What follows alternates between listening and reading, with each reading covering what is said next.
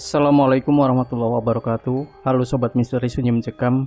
Semoga Anda masih selalu setia bersama kami, channel yang setiap hari selalu menyuguhkan cerita-cerita misteri yang menarik untuk Anda simak. Dan kali ini, kami sudah menyiapkan sebuah kisah nyata misteri yang berjudul Nekat Jalani Ritual untuk Mendapatkan Keturunan.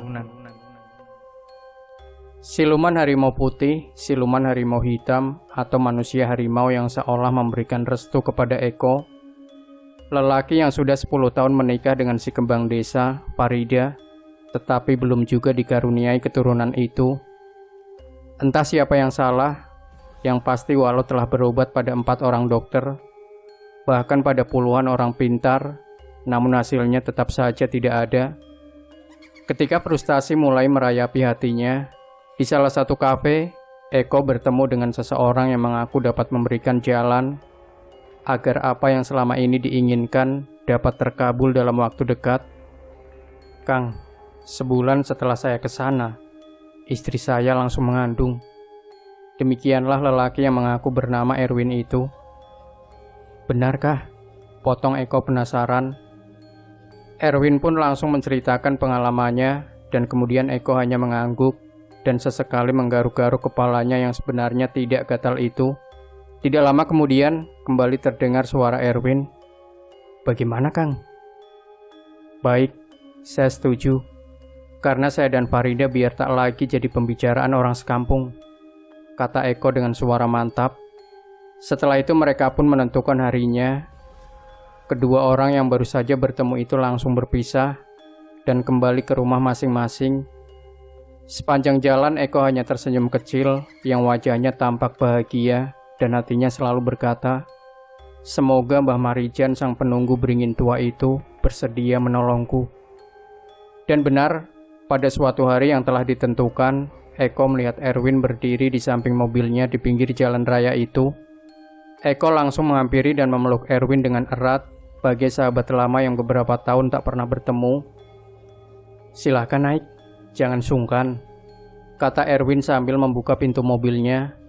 Selama dalam perjalanan, keduanya terlibat dalam pembicaraan yang hangat seputar keluarga masing-masing. Dari pembicaraan itu, Eko menyimpulkan, Erwin itu adalah salah seorang pengusaha muda yang bergerak di bidang perikanan darat yang tergolong sukses. Setelah menempuh perjalanan yang melelahkan, keduanya pun sampai di tujuan. Sebuah desa kecil yang terletak di salah satu kaki gunung di bagian selatan Jawa Timur. Erwin pun mengajak Eko menuju ke satu gubuk terpencil yang terletak di pinggiran desa, sekaligus di dekat pemakaman umum. Tidak lama kemudian, dari balik bilik kusam itu tampak cahaya lampu minyak yang bergoyang-goyang. Erwin kembali mendengar suara serak dan bayangan tubuh seorang tua yang masih tampak sangat sehat. Erwin langsung mencium tangan orang tua itu dengan penuh hormat. Dan tak lama kemudian terdengar katanya, Mbah Subur, ini Eko. Orang tua yang akrab disapa Mbah Subur langsung mengangsurkan tangan, dan Eko pun menyambut dan mencium tangan itu dengan penuh hormat. Setelah saling menanyakan kesehatan dan pengalaman di perjalanan, Erwin pun mengutarakan maksud kedatangannya. Dengan panjang lebar Eko pun menceritakan perjalanan hidupnya selama ini. Sementara itu, Mbah Subur hanya mendengarkan sambil menghisap rokoknya dalam-dalam. Baik, kalau begitu, sekarang istirahatlah dulu di sini. Dan besok, beli segala ubur rampenya. Jangan sampai ada yang ketinggalan, ujar Mbah Subur yang konon adalah dukun sakti sambil menggelar tikar lusuh di lantai. Keesokan harinya ketika mentari sepenggalah, Erwin dan Eko sudah di tengah-tengah kerumunan manusia yang tengah berbelanja di pasar tradisional yang tergolong besar di desa itu. Setelah merasa cukup, keduanya langsung bergegas menuju gubuk Mbah Subur yang dengan sigap mempersiapkan segala sesuatunya.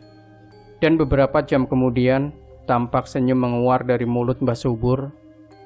Nanti menjelang maghrib, semua ini kita bawa ke bawah pohon beringin di tengah pemakaman itu, ujarnya dingin. Erwin, jangan lupa beritahu Eko tata cara mandi keramas, imbuhnya. Baik Mbah, sahut Erwin. Eko hanya menatap keduanya dengan pandangan penuh kecurigaan dan bingung, dan selama ini ia belum pernah melakukan hal-hal yang semalam dikatakan oleh Mbah Subur. Hatinya gembira bercampur kecut, betapa tidak, gembira karena ingin mendapatkan keturunan, dan kecut karena harus duduk sendirian di bawah beringin tua yang tumbuh di tengah makam.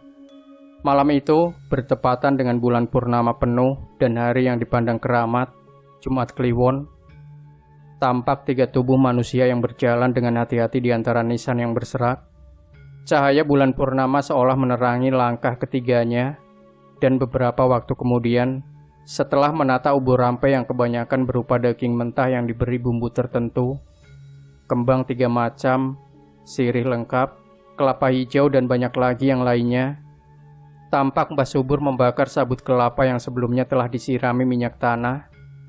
Setelah menjadi bara, tangannya langsung mengeluarkan sesuatu dari saku bajunya dan menaburkannya di bara itu, dan tak lama kemudian tercium bau wangi bercampur sangit memenuhi udara sekitar. Lantunan kidung yang tak pernah diketahui artinya oleh Erwin dan Eko langsung meluncur dari mulut Mbah Subur. Mendadak, rembulan pun tertutup dengan awan hitam dan pekat, dan seiring dengan itu, suasana yang semula tenang tiba-tiba berubah menjadi suara-suara aneh mulai terdengar. Di sana-sini tampak berkelebat makhluk-makhluk yang sukar untuk diketahui dengan pasti wujud aslinya. Mbah Subur langsung berdiri dan menggamit bahu Erwin untuk mengajaknya pergi. Dan kini tinggal Eko seorang diri. Jaga pikiranmu, kemudian pusatkan hati dan minta Mbah Marijan untuk segera datang. Demikian pesannya sambil berjalan menjauh.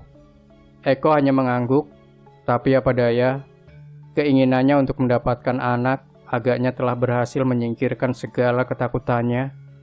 Kini, dengan ditemani cahaya lampu minyak yang terbuat dari botol kecil bersumbu, Eko hanya duduk dan membaca mantra pendek yang diajarkan oleh Erwin tanpa henti.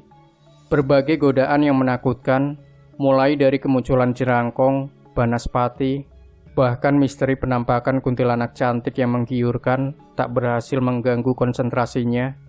Akhirnya dengan diiringi angin puting beliung, tampak sesosok tubuh tua bertongkat dan didampingi harimau loreng yang demikian besar mendatangi dan berkata, "Aku sudah mengetahui apa yang menjadi keinginanmu, anak muda. Kunyahlah selembar daun sirih itu, kemudian sapukan pada kemaluanmu, dan sekarang kembalilah pulang," tambah Mbah Marijan dengan senyum. Tak lama kemudian Eko pun sampai di rumah Mbah Subur. Iya, nanti si Jabang Bayi merupakan pewaris ke-7 dari Mbah Marijan. Eko hanya bisa tersenyum dan mencium tangan Mbah Subur dengan takzim. Eko tiba kembali di rumahnya tepat pukul 9, dan Farida yang melihat kepulangan suaminya langsung menghambur dan memeluknya dengan manja, serta menanyakan oleh-oleh untuknya. Setelah mengecup kening sang istri, Farida yang sudah 4 hari ditinggal langsung bangkit birahinya. Setelah meminta Eko untuk membersihkan tubuhnya, keduanya langsung berasik masyhur di pagi nan cerah itu. Sekali ini, Farida merasakan ada yang berbeda dengan perlakuan Eko, dan yang dirasakan begitu garang, seolah hendak melepaskan rasa rindunya selama 4 hari ini sampai tuntas. Hingga pada suatu hari, sambil berbisik manja, Farida menceritakan bahwa dirinya telah beberapa waktu tidak datang bulan. "Hah? Ayo kita ke dokter," kata Eko dengan penuh semangat. Akhirnya, pasangan suami istri itu pun pergi ke seorang dokter. Di sana sambil tersenyum, dokter pun memberikan selamat dan berpesan panjang lebar. Akhirnya, penantian panjang bapak dan ibu membuahkan hasil. Ibu benar-benar positif hamil. Tolong jaga kandungannya baik-baik, jaga kesehatan, dan jangan lupa meminum vitamin dan selalu kontrol pada waktunya. Waktu terus berlalu. Pada saatnya, kembali bertepatan dengan Jumat Kliwon, Farida pun melahirkan dengan selamat.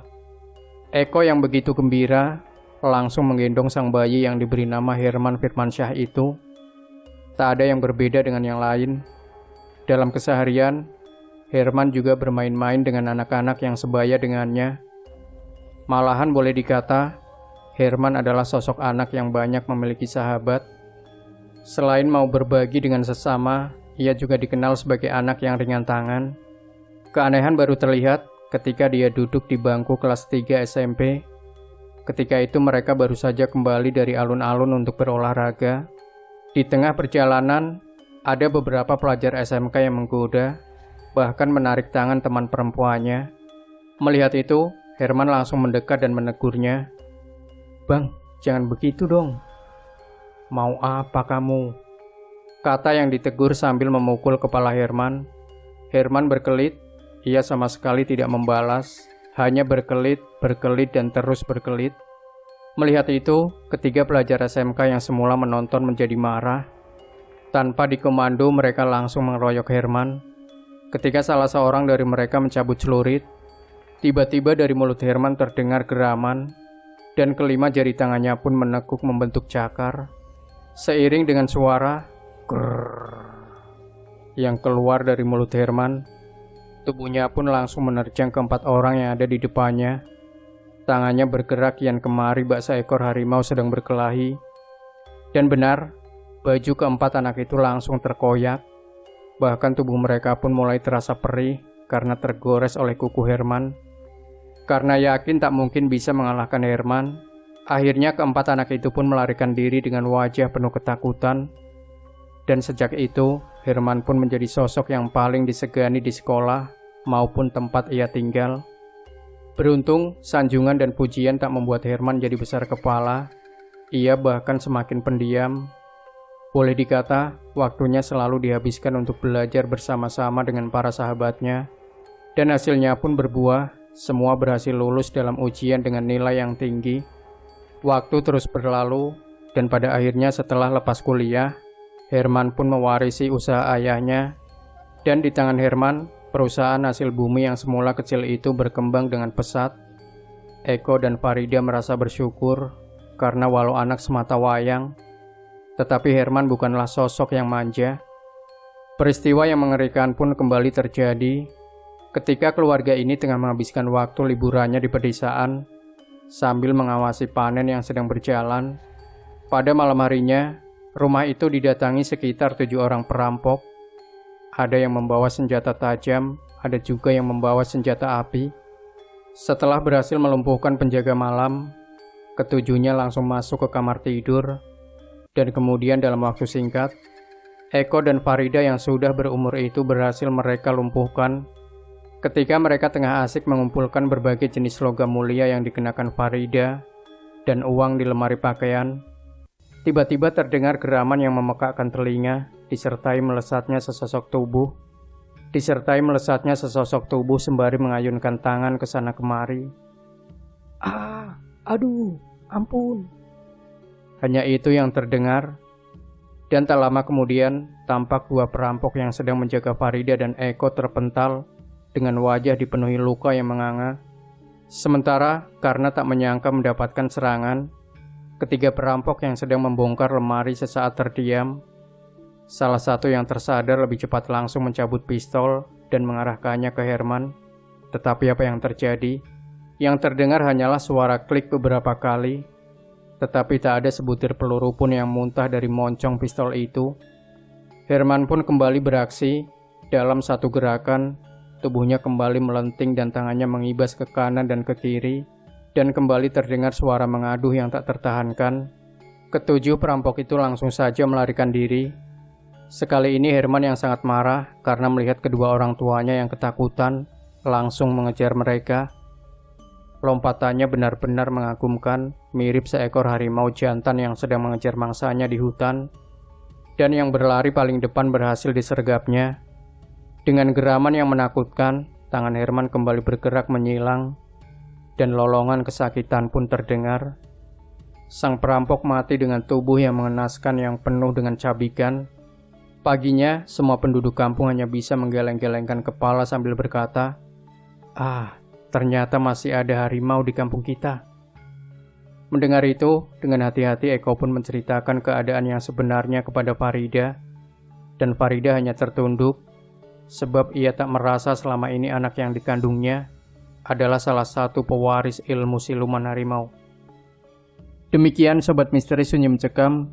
Jangan lupa berikan komentar Anda, like, share video ini, subscribe channel Sunyi Mencekam, dan kembali nantikan cerita-cerita misteri terbaru dari kami. Wassalamualaikum warahmatullahi wabarakatuh.